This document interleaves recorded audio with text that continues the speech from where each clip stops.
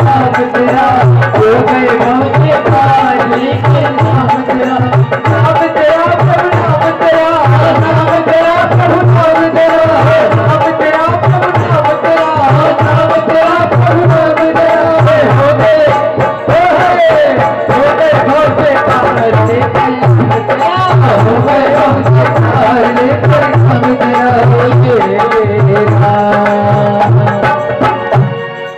प्रेम से बोले माँ के प्यारे लाल की। यहाँ पर परीक्षित ने एक प्रश्न किया है सुखदेव जी से कि समा प्रिय सुहृद वामन भूतानां भगवान स्वयं इंद्रस्यार्थे कथम दैत्यान अवधेत विस्मः यथा। परीक्षित ने पूछा है कि भगवान को समदर्शी कहते हैं, सब लोग समदर्शी कहते हैं, तो विषम व्यवहार क्यों करते हैं? देवताओं का कल्याण करते हैं और दैत्यों को चुन चुन कर मारते हैं, ऐसा क्यों? ये प्रश्न किया है सुखदेव जी से परीक्षित ने।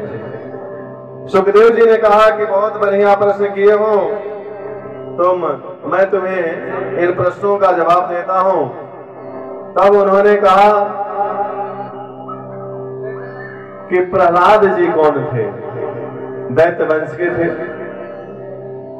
दैत्य भगवान को अपना दुश्मन मानते हैं तो भगवान दुश्मन बन के आते हैं।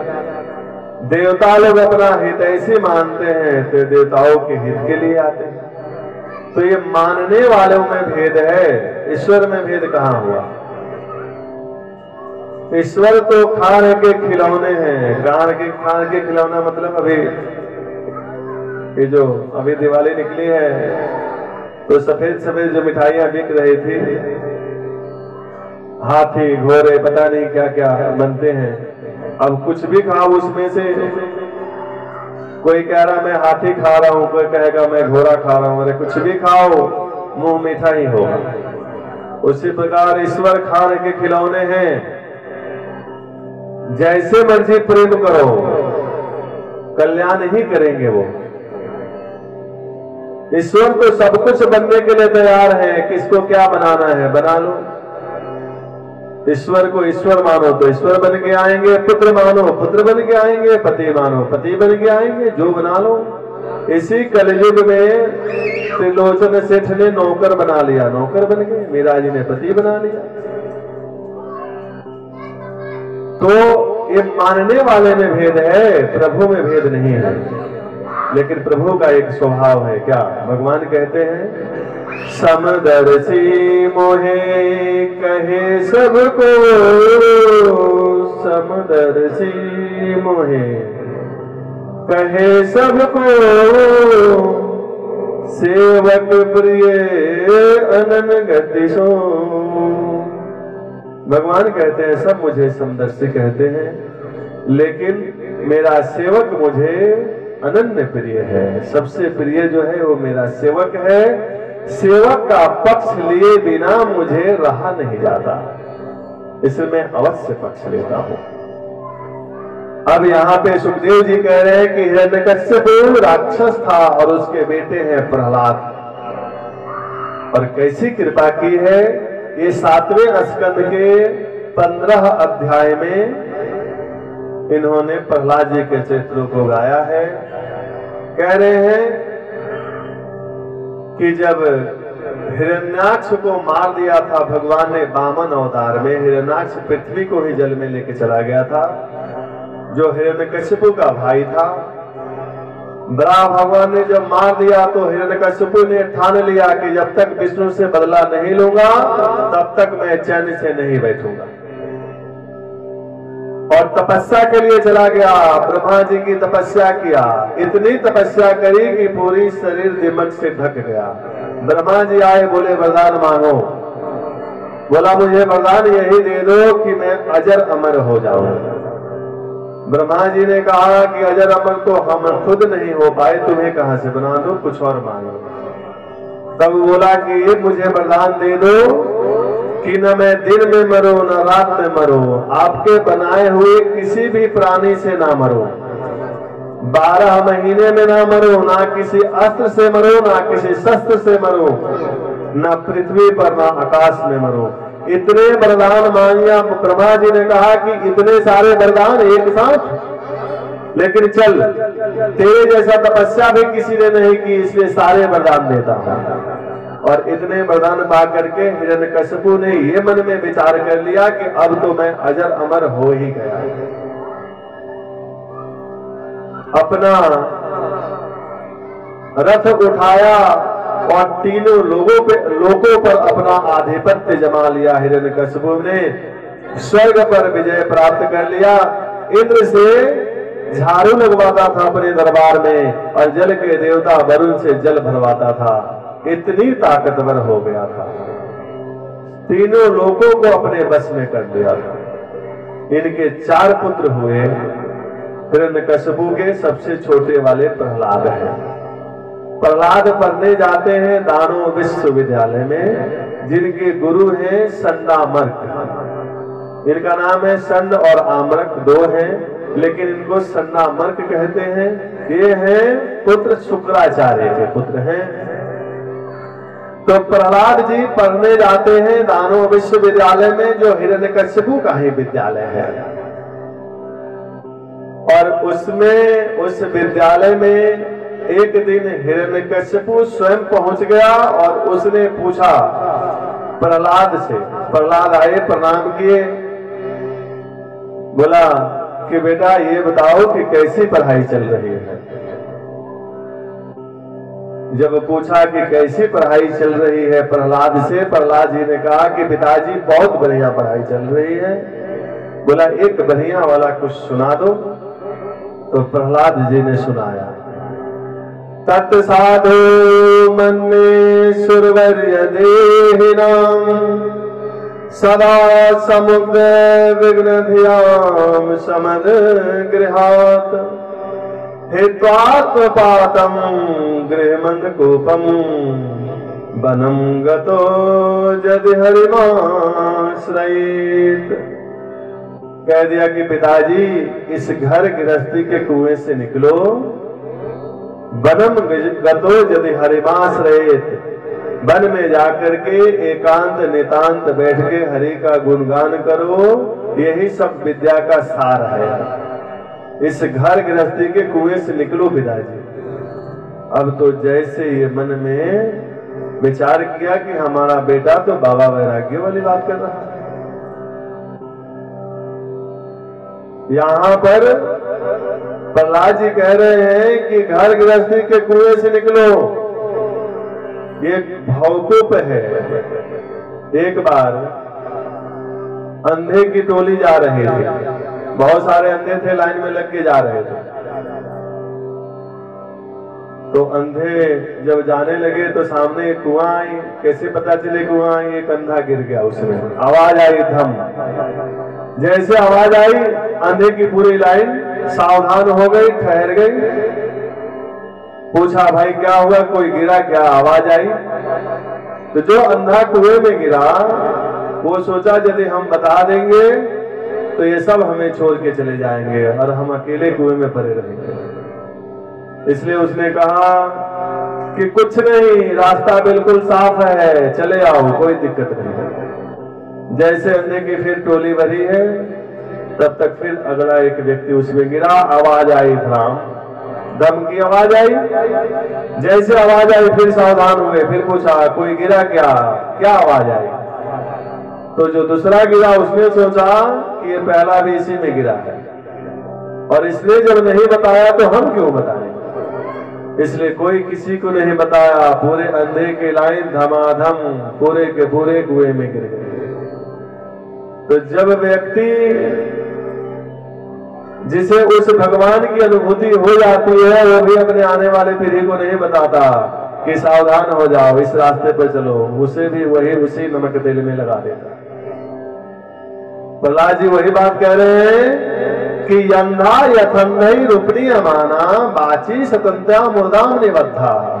पिताजी इस घर गृहस्थी के कुएं से निकलो और जाके वन में एकांत शांत बैठ के हरि का भजन करो, यही विद्या का सार है। हिरण्यकशिपु को बहुत बुरा लगा, बोला कि बच्चों का कोई कसूर नहीं है, गुरु जी का कसूर है, क्योंकि गुरु जी जो पढ़ाते हैं वही तो बच्चा बोलेगा, इतना छोटा बच्चा ये कहां से पढ़ गया। बोला बेटा तुम जाओ गुरु जी को भेजो, मैं उनसे बात करूंगा। जैसे गुरु जी आए, गुरु जी ने कहा महाराज बहुत भाग्य जो आप आश्रम में पधारे, बताइए कैसे आना हुआ। कह दिया हिरण्यकशिपु ने कि इन बातों को छोड़ो, ये बताओ कि हमारे बच्चे को तुम पढ़ाते क्या हो। बोला कि जो आप आदेश देते हैं, सरकारी विद्यालय है, सरकार जो कहती है वही हम पढ़ाते हैं। आपने कहा गौ माने गणेश जी पढ़ाना बंद करो, सांप्रदायिकता फैल जाएगी। हमने तुरंत गौ माने गणेश जी हटाया और गौ माने गधा पढ़ाना शुरू कर दिया। जो आप आदेश देते हैं वही पढ़ाते हैं। हिरण्यकशिपु ने कहा कि झूठ मत बोलो, अभी अभी मेरा बेटा कह के गया है कि पिताजी इन घर गृहस्थी के कुएं से निकलो, वन में जाकर के हरि का भजन करो, यही विद्या का सार है। अब तो गुरुजी ने कहा कि महाराज हमने ये नहीं पढ़ाया, हमने ये नहीं पढ़ाया, अवश्य आपके दुश्मनों की चाल होगी, हमने नहीं पढ़ाया। हिरण्यकशिपु ने कहा कि पूरी शिक्षा का भगवाकरण कर रखा है आप लोगों ने, यदि दोबारा इसने मुझे ऐसी बात सुनाया तो मैं तुम्हें जिंदा नहीं छोड़ूंगा, पहली बार है जो माफ कर रहा हूं। और गुरुजी को धमका करके हिरण्यकशिपु उस विद्यालय से चला गया अपने घर। अब गुरुजी ने प्रहलाद को बहुत डांटा है। यहाँ पर कह रहे हैं गुरुजी कि तू दैत्यो जैसे चंदन वन में बमुर का पेड़ कहां से उग गया, कहां से जन्म ले लिया। दैत्य चंदन बने जातो अयम कंटक द्रुमः, दैत्यों के चंदन जैसे बगीचे में तू बमुर कहां से पैदा हो गया। खूब डांटे हैं प्रहलाद को गुरुजी, क्योंकि ये गुरु जी है। गुरु में और मास्टर में थोड़ा अंतर होता है। नहीं ये गुरु जी नहीं है, ये मास्टर है। मास्टर का मतलब होता है मासी मासी रुपये कानी तरायते इति मास्टरा, जो हर महीने अपना वेतन के लिए पढ़ाए। शिक्षा क्या है, जीवन की चर्या क्या है, उससे उसको कोई मतलब नहीं। और जो गुरु होता है वो पैसे के पीछे नहीं भागेगा, वो ये सोचेगा कि जीवन इसका कैसे बनेगा, जीवन चलने का जो शिक्षा देता है वो गुरु होता है। तो ये मास्टर है, सरकार की बजानी पड़ती है, जो सरकार आदेश देगा वही करना पड़ता है। बहुत डांटे हैं। कुछ दिन के बाद महाराज एक दिन प्रहलाद जी को गुरुजी लेकर के हिरण्यकशिपु के दरबार में ही आए, और दरबार में जैसे आए प्रहलाद गए, पिता को प्रणाम किए। पिता ने गोद में उठा लिया प्रहलाद को और पूछा बेटा ये बताओ अब कैसी पढ़ाई चल रही है। प्रहलाद जी ने कहा बहुत सुंदर पिताजी, बहुत बढ़िया पढ़ाई चल रही है, तो एक बढ़िया वाला पाठ सुना दो। अब जब कहा कि एक बढ़िया वाला पाठ सुना दो तो गुरु जी की धड़कन बढ़ने लगी, पता नहीं क्या सुनाएगा, पता नहीं क्या सुनाएगा। तो प्रहलाद जी क्या सुना रहे हैं? तो श्रीमन नारायण नारायण नारायण, श्रीमन नारायण नारायण हरि नारायण हरि नारायण हरि नारायण हरि नारायण, श्रीमन नारायण नारायण नारायण, श्रीमन नारायण नारायण नारायण। और क्या कर रहे हैं? अब चिढ़ा रहे हैं अपने पिताजी को, क्योंकि जिस व्यक्ति को जिससे नफरत हो उसके सामने। हिरण्यकशिपु ने पूछा बेटा कोई बढ़िया वाला पाठ सुनाओ। अब तो गुरुजी की धड़कन बढ़ने लगी, पता नहीं क्या सुनाएगा। प्रहलाद जी ने इशारा किया गुरुजी को कि गुरुजी पिताजी बढ़िया वाला पूछ रहे तो बढ़िया वाला ही सुनाऊंगा, घटिया थोड़ी सुनाऊंगा। सुना दिया नवदा भक्ति, 9 प्रकार की जो भक्ति है उसी को सुना दिया प्रहलाद जी ने। श्रवणम कीर्तनम विष्णु स्मरणम पाद सेवनम अर्चनम वंदनम दास्यम शंखमात्म निवेदनम। जैसे नौरा भक्ति हिरण्यकशिपु ने सुना, प्रहलाद जी को गोद में लिया था, सीधा हाथ से पकड़ के नीचे फेंक दिया और गुरु जी के गर्दन पर तलवार रख दिया। बोला अब तुम नहीं बचोगे। पहले इसने एक पाठ सुनाया था, आज 9 पाठ सुना रहा है। मैंने कहा था कि इसके बाद में यदि ये कोई गलती करेगा तो तुम नहीं बचोगे। अब तो गुरुजी थर थर कांपे। गुरुजी ने कहा हमसे गंगा जल उठवा लो, जो मर्जी कसम खवा लो, हमने इसको नहीं पढ़ाया। तो तूने नहीं पढ़ाया तो कहां से पढ़ गया? गुरुजी कह रहे हैं कि हम दावे के साथ ये भी कह रहे हैं कि किसी और ने भी नहीं पढ़ाया। तो जब तुमने नहीं पढ़ाया, किसी और ने नहीं पढ़ाया, तो ये पढ़ा आ गया क्या? कहां से पढ़ाए? गुरु जी कह रहे हैं कि न मत पर नीतम न पर नीतम सुतो बदते सत्वेंद्र शत्रु नैसर्ग कीयम मतिरस्य राजन नियच्छमन्यम करदा अस्ममानः। कह रहे न मत पर नीतम, मैंने नहीं पढ़ाया, न पर नीतम, किसी और ने भी नहीं पढ़ाया। नैसर्ग कीयम मतिरस्य राजन, हे राजन इसकी नैसर्गिक मति ही ऐसी है, तो इसमें हम क्या करें? अब हिरण्यकशिपु सावधान हो गया। बोला हमारे गुरुपुत्र में इतना हिम्मत नहीं है जो हमसे झूठ बोल सके।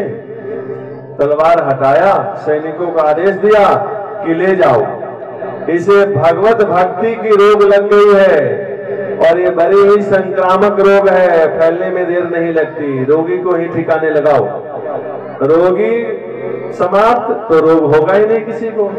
इसलिए सैनिकों का आदेश दिया, ले जाकर मार डालो। सैनिकों ने भांति भांति मारने की कोशिश की, पर्वतों से गिराया, अग्नि में जलाया, भोजन पर प्रतिबंध लगाया, मारण मोहन करवाया, कुछ नहीं बिगाड़ पाया। तो हिरण्यकशिपु मन ही मन घबराया। फिर शन्नामर्क ने आकर के समझाया कि बच्चा है, मान जाएगा, थोड़ा दिन और समय मुझे दे दो। अब क्या करे? हिरण्यकशिपु कह दिया कि लेकर के जाओ। और गुरुजी अपने आश्रम में प्रहलाद को लेके गए हैं। एक दिन इतवार का दिन था, छुट्टी के दिन। गुरुजी कहीं घूमने के लिए गए थे और प्रहलाद जी ने सभी विद्यार्थी को इकट्ठा किया और बोला सब आओ मेरे साथ, आज की पढ़ाई हम करवाते हैं। बोला प्रहलाद ठीक है। प्रहलाद जी वहां पे कह रहे हैं कौमार आचरित प्राज्ञो धर्मान भगवतानेह दुर्लभो मानुषो देहो तदपि ध्रुवमर्थदमा। कह रहे मित्रों, एक बार जीवात्मा और परमात्मा में खेल शुरू हुआ, आंख मिचौनी का। जीवात्मा से परमात्मा ने कहा कि सुनो, आंख मिचौनी का खेल तो हम खेलेंगे, लेकिन पहले कौन छुपेगा, तुम छुपोगे या हम? जीवात्मा ने कहा कि पहले हम छुपेंगे, आप ढूंढो, फिर आप छुपना, हम ढूंढेंगे। प्रभु ने कहा ठीक है छुपो। तो प्रलय हुआ, सारे जीवात्मा भगवान के पेट में छुप गए, सब के सब छुप गए। भगवान ने कर्मानुसार ढूंढ को सबको जन्म दे दिया और बोला कि हम भी इसी धरती के कण कण में छिपे हुए हैं, अब तुम हमें ढूंढ के बता दो।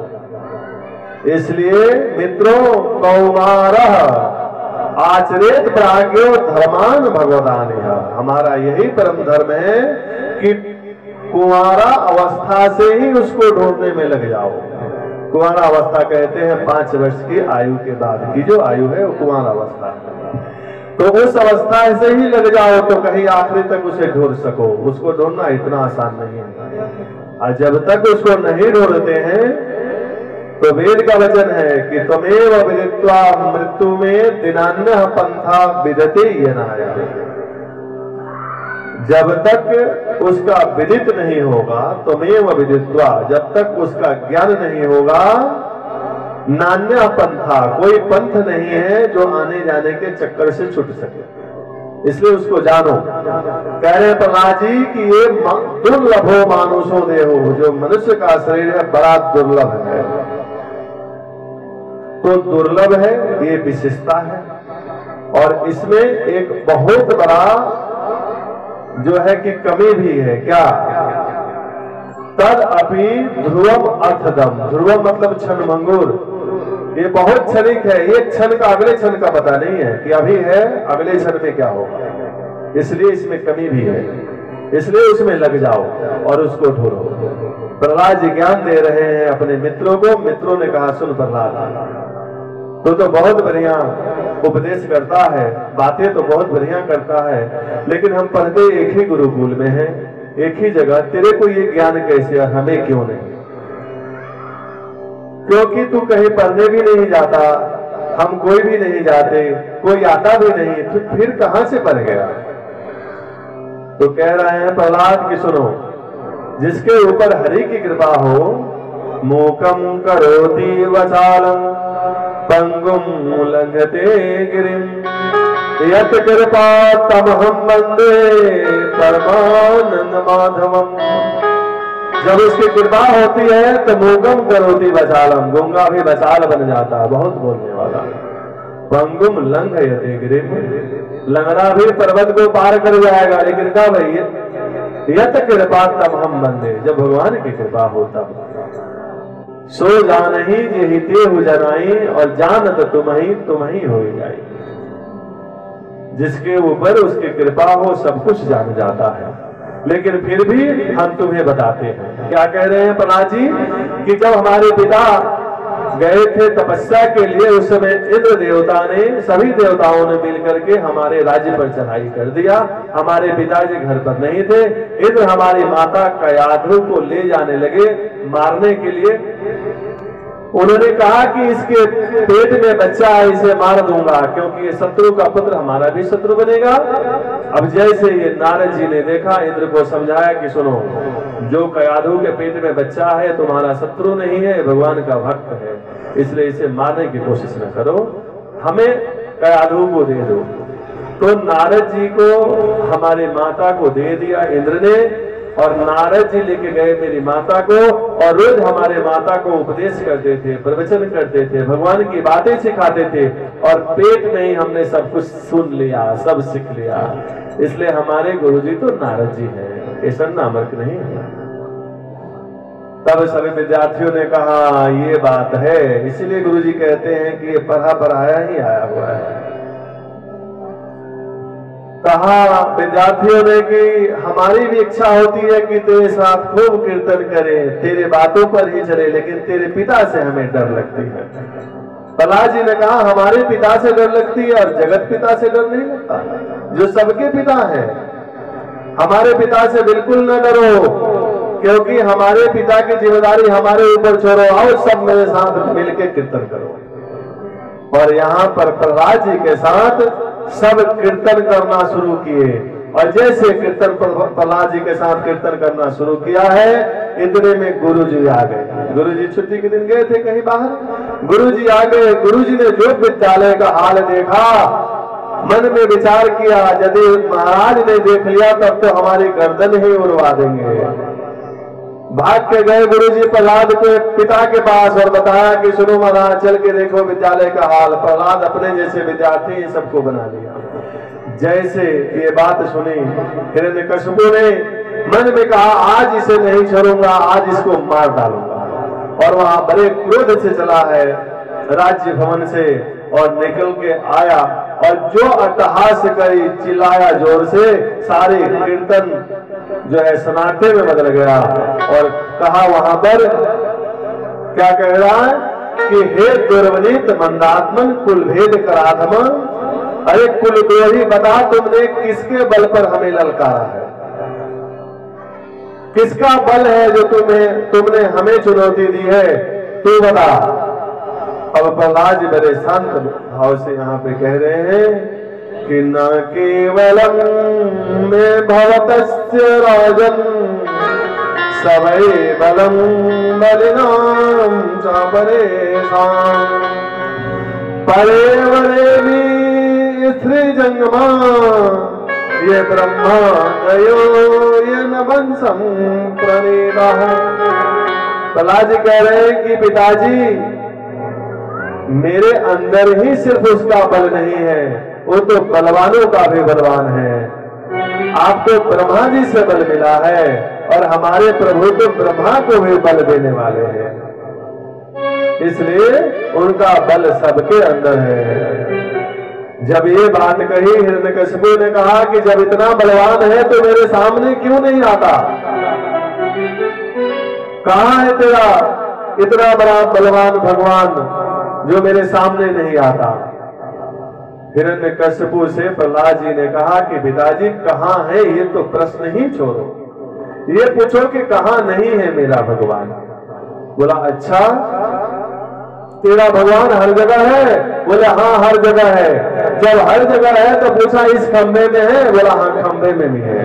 हिरण्यकशिपु कह रहा है कि तुम्हारा ईश्वर है कस्मात् अस्तंभे न दृश्यते क्वासौ यदि सर्वत्र कस्मात् अस्तंभे न दृश्यते। यदि वो हर जगह है तो इस स्तंभ में इस खंबे में मुझे क्यों नहीं दिख रहा है? प्रहलाद जी ने कहा कि मुझे तो दिख रहे हैं। बोले इस खंबे में है? बोला हाँ है। और भगवान कहाँ? जहां भक्त की हाँ भगवान वहां। हिरण्यकशिपु ने मुक्का मारा है खंबे पर और जैसे मुक्के की प्रहार लगी है खंबा पर, खंबा टूट गया और उसमें से हिरण्यकशिपु निकले हैं। गड़गड़ानो चलचलानो खंबो भागत निकसत नर राहत रूप भयानक। प्रेम से बोले नरसिंह भगवान की जय।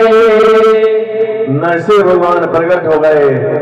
शेर का मुंह है, नर का शरीर है, आधा जानवर का और आधा मनुष्य का रूप देखते ही हिरण्यकशिपु डर गया और फिर मन में तुरंत विचार किया मैं डरूं क्यों, वरदान मेरी रक्षा करेगा।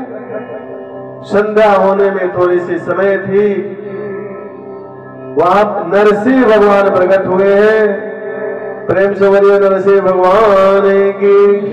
आधा नर आधा सिंह। नरसिंह भगवान ने देखा कि संध्या होने में थोड़ी सी विलंब है और थोड़ा सा युद्ध का खेल खेला है हिरण्यकशिपु के साथ और जैसे संध्या हुई है पकड़ के जकड़ के बीच देहरी पर बैठ गए और पूछा सुन बता दिन है कि रात है? बोला न दिन है न रात है। बोला तुमने ब्रह्मा जी से ये भी वरदान लिया था कि न नर से मरो न पशु से। मैं नर हूं कि पशु? बोला इनमें से कोई नहीं। तूने ये भी वरदान मांगा था कि ब्रह्मा जी आपके बनाए हुए किसी भी प्राणी से ना मरो। तो मैं ब्रह्मा का बनाया हुआ नहीं हूं, मैंने ब्रह्मा को बनाया है। तूने ये भी बोला था कि ना किसी अस्त्र से ना शस्त्र से। तो मेरा नाखून क्या है, अस्त्र है कि शस्त्र है? बोला कुछ भी नहीं इनमें से। बोला तुमने ये भी वरदान मांगा था कि 12 महीने में किसी महीने में ना मरो। कौन सा महीना चल रहा है?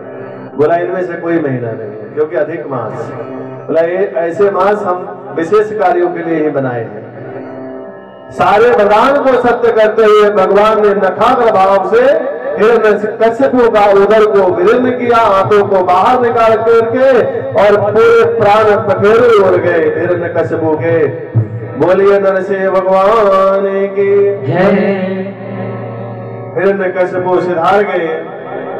सभी देवता लोग आकर के दूर से स्तुति करके भाग के खड़े हुए। इतनी दूर से स्तुति किए हैं कि किसी की हिम्मत नहीं हुई। इतने क्रोध में नरसिंह भगवान है, किसी की हिम्मत नहीं हुई पास में फटकने के लिए। मैया लक्ष्मी स्वयं वहां पर पहुंची है आरती की थाल सजा करके। जैसे क्रोध देखा आरती की थाल फेंक के दैया मैया करके लक्ष्मी भागी है। कोई ठहर नहीं पाया भगवान के सामने। नारद जी ने इशारा किया प्रहलाद को कि प्रहलाद आज ये किसी के बस के नहीं है, किसी के मनाए ये नहीं मानेंगे, तुम ही इन्हें मना सकते हो।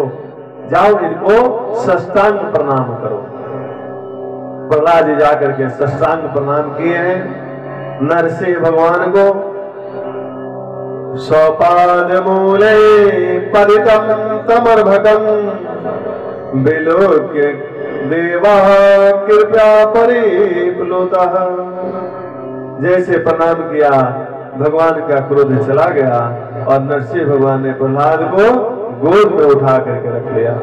उत्थाप्य तचिरस्न ददात कराम्बुजम कालाहृतस्तधियां कृता भयम्। प्रहलाद को गोद में ले लिया, क्योंकि बालक है, गोद में ले लिया भगवान ने और कह दिया कि प्रहलाद, तुम्हारे पिता ने तुम्हें बहुत दुख दिया है, आने में मुझे देर हो गई, क्षमा करना मुझे। और प्रहलाद जी क्या कह रहे हैं? वो पिलाती एक दारुण दुख दे, मिलती एक दारुण